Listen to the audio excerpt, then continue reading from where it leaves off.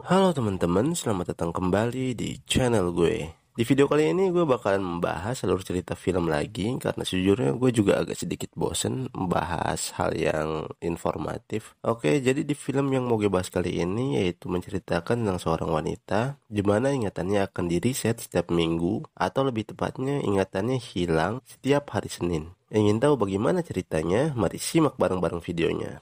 Enjoy.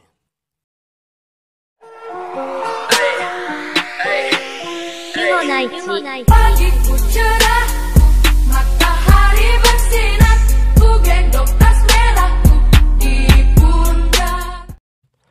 Kisah ini bermula dari seorang laki-laki yang sedang mencari buku di perpustakaan sekolah yang bernama Yuki. Dia sedang mencari buku super tebal untuk proyek besarnya yang nanti kita semua bakal tahu di akhir cerita tentunya. Ketika dia sudah menemukan buku yang ia cari, secara tidak sengaja ia menemukan sebuah kartu perpustakaan milik seseorang. Karena kartu itu sangat harum, si Yuki ini langsung mengendus kartu tersebut. Di waktu yang bersamaan, si pemilik kartu itu datang dan memergoki si Yuki yang sedang mengendus kartu perpustakaannya. By the way nih, nama pemilik kartu ini adalah Fujiyama Kaori.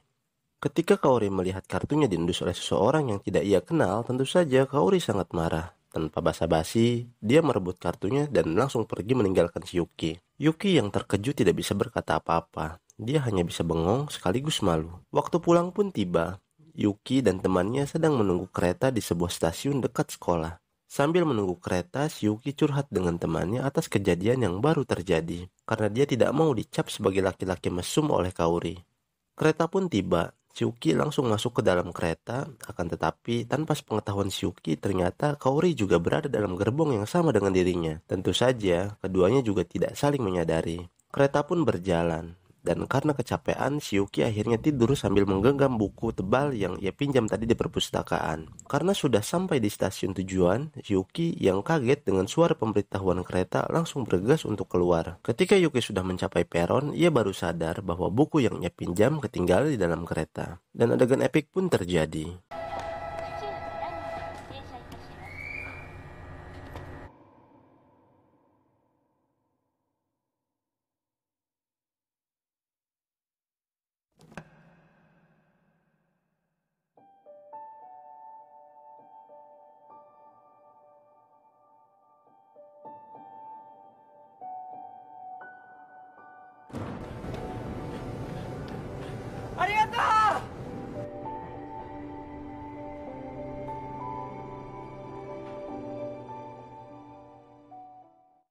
Singkat cerita, jalan baru pun dimulai. Yuki sekarang kelas 2 SMA. Ketika Yuki sedang mencari namanya di mading, sangat mengejutkan di dalam kelasnya ada nama yang tidak asing bagi Yuki.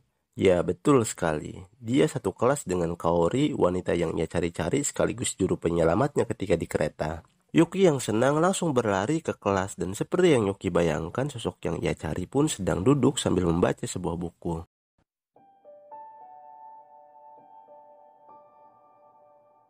Sialnya, ketika ia mau menghampiri Kaori, guru pun datang dan menyuruh semuanya untuk duduk. Waktu pulang sudah tiba, tanpa basa-basi Yuki langsung mendatangi Kaori untuk meminta maaf, sekaligus berterima kasih tentang kejadian di dalam kereta. Akan tetapi, tidak seperti yang Yuki bayangkan, sikap Kaori sangatlah dingin. Dia bersikap seolah-olah tidak pernah bertemu dengan Yuki sebelumnya. Tanpa memperdulikan si Yuki, Kaori pun langsung meninggalkan si Yuki. Yuki yang masih bingung langsung mengejar Kaori dan memintanya menjadi temannya. Tapi dengan super dingin, Kaori menolaknya dengan bilang mustahil. Tentu saja Yuki sangat kaget, tapi bukan Yuki sang musafir cinta namanya jika ia mundur hanya karena perkataan tersebut. Di berbagai kesempatan, Yuki juga selalu meminta Kaori untuk menjadi temannya. Akan tetapi, seperti biasa, Kaori langsung menolaknya mentah-mentah.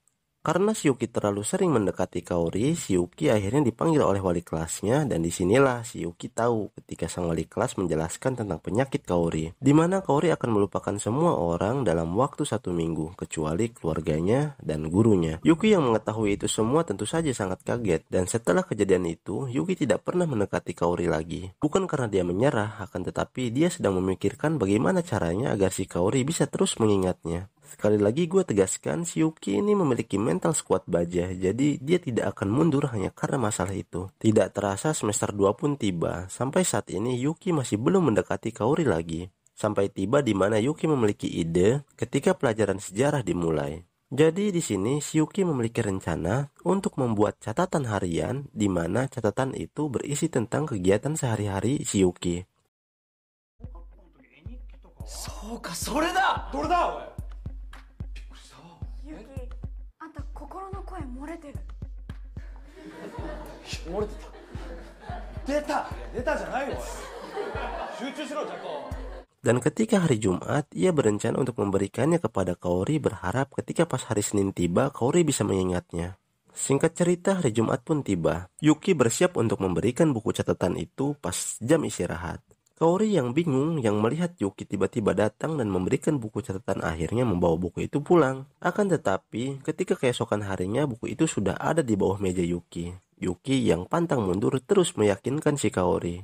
Jam pulang pun telah tiba. Yuki melihat Kaori berdiri di depan sekolah yang sedang menunggu hujan reda. Dia langsung menghampiri Kaori. Sambil meminjaminya payung, Yuki menyelipkan buku catatannya ke tas Kaori. Lalu Kaori pun pulang. Di sini demi menghargai perjuangan si Yuki, Kaori mencoba untuk sedikit mempercayai si Yuki. Ketika sesampainya di rumah, Kaori lalu membaca isi buku catatan tersebut. Dan betapa sedihnya Kaori ketika mengetahui perjuangan yang sudah Yuki lakukan untuk bisa menjadi temannya. Hari Senin pun tiba, lagi-lagi buku catatan sudah berada di bawah meja Yuki. Yuki melihat itu tentu saja sangat sedih, bahkan hampir mau menyerah. Akan tetapi semuanya berubah ketika teman sekelas Yuki yang tidak sengaja menyenggol meja Yuki, yang dimana membuat catatan Yuki jatuh dan terbuka. Yuki yang tidak sengaja melihat isi buku catatannya yang dibalas oleh Kaori tentu saja sangat girang. Di sini diketahui jika Kaori bersikap dingin bukan karena dia tidak peduli, akan tetapi dia tidak mau jika harus melupakan Yuki. Karena itu pasti akan membuat Yuki sedih. Senin depan pun tiba dan benar saja Kaori langsung mengingat Yuki. Lambat laun Yuki dan Kaori menjadi semakin dekat. Akan tetapi kedekatan dua sejoli ini tidak berlangsung lama ketika ada murid pindahan datang. Murid pindahan itu bernama Hajime yang tidak lain adalah mantan Kaori ketika SMP. Lalu adegan pun berpindah ke perpustakaan. Di sini Yuki berencana memperpanjang masa pinjaman buku yang dulu ia pinjam. Akan tetapi Yuki lupa membawa kartu perpus miliknya. Kaori yang sedang bersama Yuki berinisiatif membantu Yuki untuk memperpanjang buku menggunakan kartu miliknya. Yang tentunya buku itu sekarang beralih pinjam menjadi atas nama Kaori. Puncak kekacauan pun terjadi ketika seorang mantan sahabat Kaori waktu SMP yang bernama Mayu datang ke sekolah untuk bertemu Kaori. Dan bertepatan ketika itu sekolah juga sedang mengadakan festival tahunan. Yuki dan Hajime yang tidak sengaja melihat Mayu yang seperti orang kebingungan langsung menghampiri Mayu. Dan Mayu langsung memberitahu jika ingin bertemu dengan Kaori. Yuki yang merasa sangat dekat dengan Kaori tentu saja bersedia membantu Mayu. Dan Mayu disuruh oleh Yuki untuk menunggu di atap sekolah. Sambil ditemani oleh Hajime, akhirnya mereka berdua menunggu di atap sekolah. Tidak lama berselang, Yuki dan Kaori pun tiba di atap sekolah. Mayu yang melihat Kaori langsung menghampiri dan meminta maaf. Tentu saja semuanya jadi bingung. Di sini diketahui jika penyakit yang Kaori derita saat ini sebagian besar disebabkan karena ulah Mayu. Jadi di masa lalu, tepatnya ketika SMP, Kaori dan Mayu adalah sahabat yang sangat dekat. Akan tetapi semuanya berubah ketika Hajime menyukai Kaori. Dan Kaori pun merasakan hal yang sama kepada Hajime. Sekilas tidak ada masalah di sini, akan tetapi ternyata si Mayu juga menyukai Hajime. Ketika itu Hajime mengajak Kaori untuk bertemu di suatu tempat. Di sini Hajime berniat untuk menyatakan perasaannya kepada Kaori. Mayu yang mengetahui hal ini tidak tinggal diam. Ketika Kaori berjalan untuk mendatangi Hajime, di tengah perjalanan Kaori dihadang oleh Mayu. Kaori yang sedih akhirnya berlari untuk pulang. Nah, ketika mau pulang inilah naas Kaori tertabrak oleh mobil yang mengakibatkan ingatannya menjadi kacau. Jika kita melihat dari sudut pandang Hajime, tentu saja dia seperti telah dicampakkan oleh Kaori. Secara Hajime sudah menunggu Kaori berjam-jam, akan tetapi Kaori tidak kunjung datang. Setelah Mayu menjelaskan itu semua, tentu saja semuanya kaget, dan Hajime yang marah karena baru mengetahui semuanya langsung menyuruh Mayu untuk pulang. Dan Kaori yang secara tiba-tiba mengingat semua kejadian itu hanya bisa menangis. Lalu Yuki yang tidak bisa berkata apa-apa, dia hanya bisa memeluk Kaori yang sedang menangis. Ketika Kaori menangis, Kaori mengakui jika ketika kejadian itu dia juga berniat menerima perasaan Hajime. Yuki yang mendengar perkataan itu hanya bisa tersenyum dan berkata, "Syukurlah kamu telah mengingat semuanya." Singkat cerita, malam penutupan perayaan sekolah pun tiba. Di sini Hajime mengajak Yuki untuk mengobrol. Tentu saja Yuki menyanggupinya. Ketika mereka berdua bertemu, Hajime langsung bertanya kepada Yuki bagaimana caranya bisa diingat oleh Kaori. Yuki sambil tersenyum hanya menunjukkan buku catatan kepada Hajime. Di sini Hajime meminta tolong kepada Yuki agar membuang buku catatannya. Awalnya Yuki enggan melakukan hal itu, akan tetapi demi kebahagiaan Kaori, sambil menangis melemparkan buku catatan tersebut ke dalam kobaran api.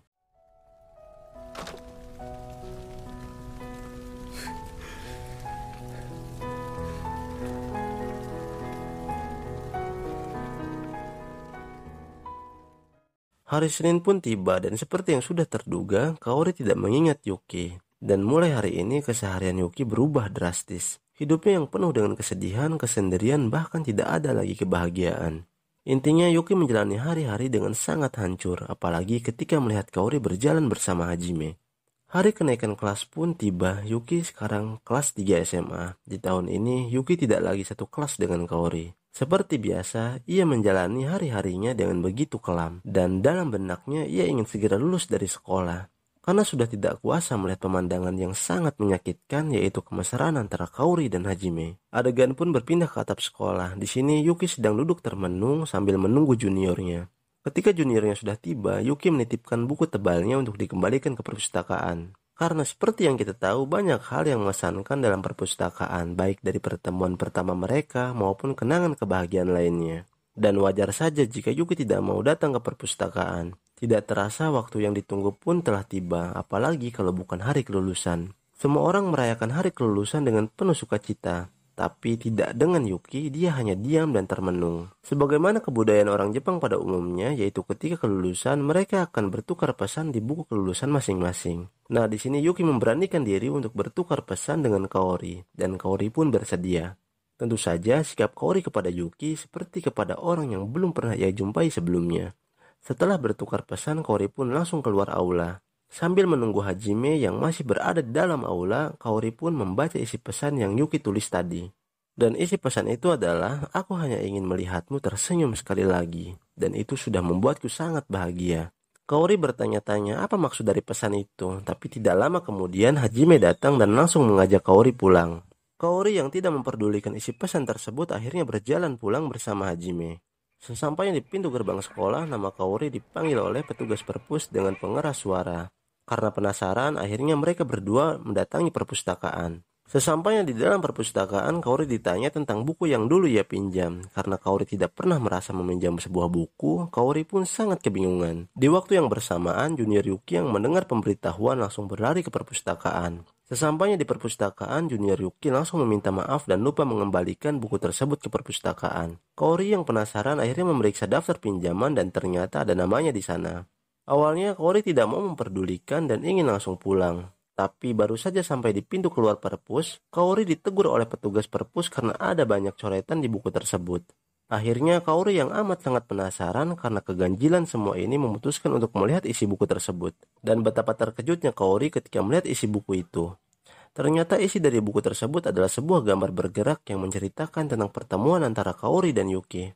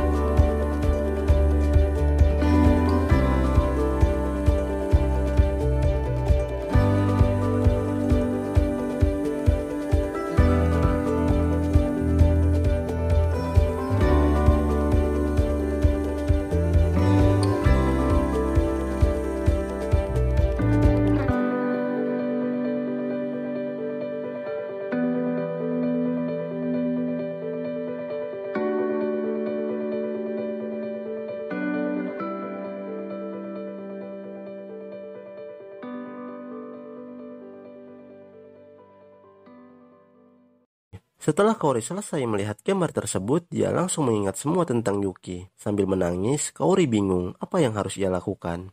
Hajime yang melihat itu semua akhirnya menyuruh Kaori untuk pergi menemui Yuki.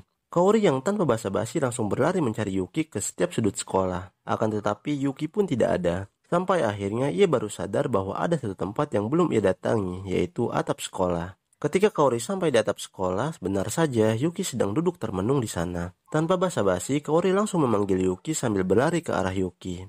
Yuki yang mendengar Kaori memanggilnya langsung bergegas menghampiri Kaori. Ketika mereka berhadapan, Kaori langsung meminta maaf karena sudah melupakan hal terpenting dalam hidupnya. Dan Kaori pun langsung meminta Yuki untuk menjadi temannya. Yuki yang sangat senang sambil matanya berkaca-kaca langsung menerima permintaan Kaori. Dan cerita pun selesai. Oke, jadi menurut kalian bagaimana nih tentang film ini? Kalau menurut gue sendiri endingnya emang agak nanggung sih, tapi jangan salah juga, setahu gue menjadi teman di Jepang agak sedikit berbeda kayak di Indonesia. Ya, bukan rahasia umum lagi sih jika orang Jepang hanya memiliki sedikit teman. Ya, pokoknya begitulah endingnya. Kalau kalian punya pendapat lain, silahkan bergibah rialah di kolom komentar. Gue Vanhuri Channel, sampai ketemu di next video. Bye. 寄り添って見つめる瞳私だけの